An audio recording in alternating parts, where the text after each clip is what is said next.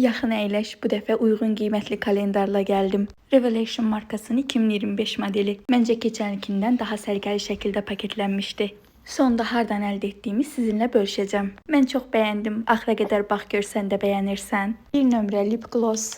2-ci nömrədən isə belə kiçik bir ayna çıxır. 3 nömrə zərli ənlik. Teksturasını da əlimin üzərində sınayıram. Uyğun qiymətli, keyfiyyətli məhsullar hər kalendarda olmur. 4-cü nömrə ilə davam edirik və burada pomada çıxır, mat rəngli.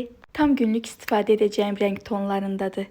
Digər nömrədən isə markanın məşhur highlighteri çıxır. İlk öncə əlimdə sınadım, amma parlaqlığı o qədər xoşuma gəldi ki, üzümdə və burnumda istifadə etdim. Burnumun parlaqlığına baxa bilərsiniz. Formasından bəlli olur ki, 6 nömrədən qələm çıxacaq və elə də olur, amma rəngin gözəlliyinə baxın, bu göz qələmidir. 7 nömrədən isə zərli tin çıxır. Kalendarı sıralı şəkildə açmağı çox sevirəm. 8 nömrədən isə kiçik highlighter çıxır. Digər nömrədən isə stik gözləri çıxır. Keçən kalendardan təcrübəliyəm deyə bu dəfə çox açmıram. Teksturasını azdan çoxdan sizə ötürməyə çalışıram.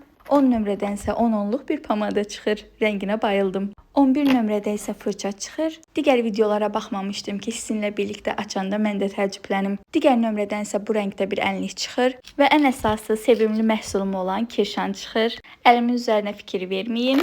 Digər nömrədə lip oil var. Demək olar ki, bunların hamısını istifadə edəcəm. Nömrədən isə dodaq balzamı çıxır, amma biraz çətin çıxır. Əgər hər hansısa məhsul sizə maraqlı gəldisə, rəy bölümündə yazın, onu ayrıca sizin üçün post edim.